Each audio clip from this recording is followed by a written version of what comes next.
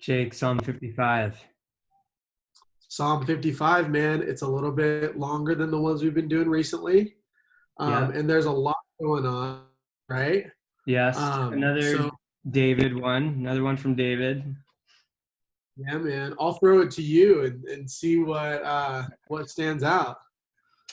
Um, yeah, it's more of like it's interesting because I feel like it's more of some of the pain. It's one of those that can summarize some of the pain that people are feeling right now and everything that's going on.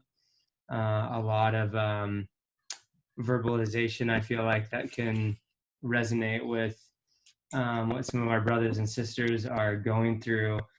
And then to sort of add it in, it's David references that it's not even an enemy; it's a familiar friend. Yeah. Um, but I think there were three verses that I wrote down to reflect on. I wrote down 16 and 17. But I call to God, and the Lord will save me evening and morning and at noon. I utter my complaint and moan, and he hears my voice.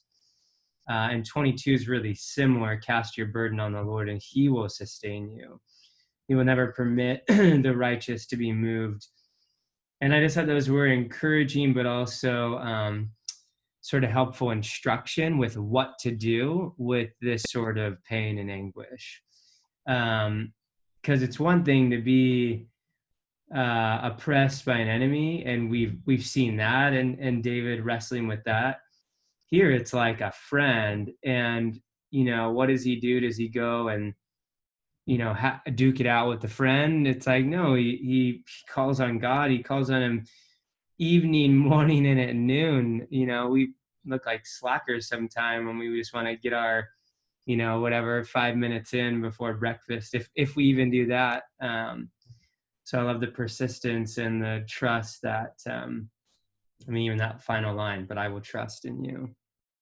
Yeah. That's so good, man. And in a similar way, what stood out to me is a really, I think, well-known phrase or verse in the scriptures, but verse 22, he says, "Cast your cares on the Lord, and he will sustain you. He will never let Mm-hmm. the righteous be shaken." And like you pointed out, right in the same train of thought as verse 16, as for me, I call to God. Uh, then in a really good way, not in a bad way, but in a really good way, I almost felt called out by verse 22, because he's saying, hey, as for me, I call to God. And then I felt like the Holy Spirit was like, cast your cares on the Lord. And that's a word for me. And I think it might be a word for a lot of us, because I think sometimes if someone were to ask me, are you praying about that? Like if I'm troubled by something, Yeah. I think a lot of times I would probably be quick to say, honestly, like, yeah, like I'm praying about that.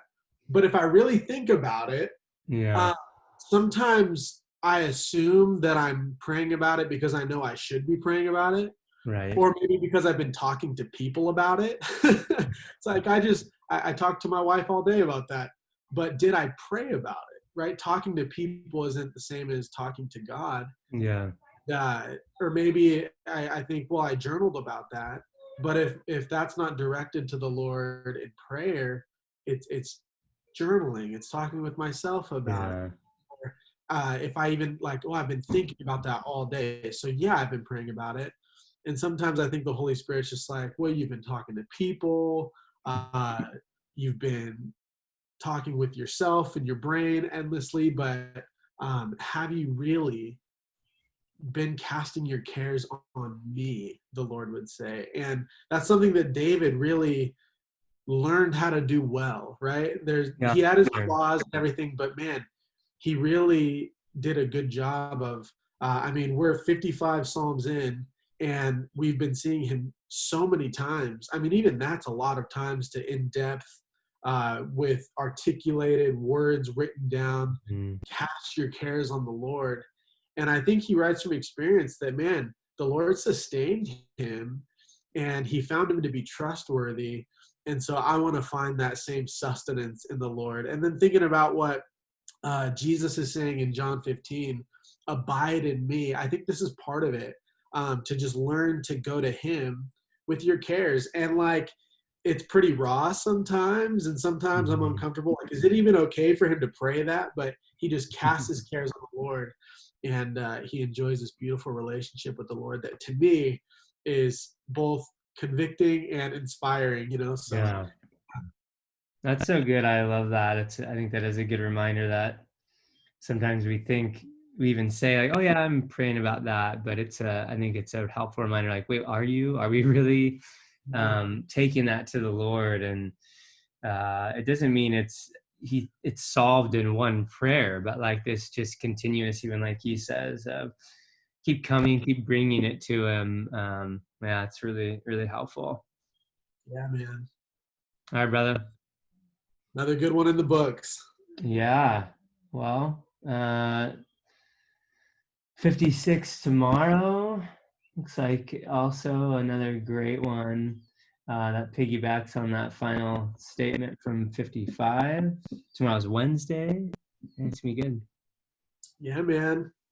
All right, All brother. right. Have a great day. You too.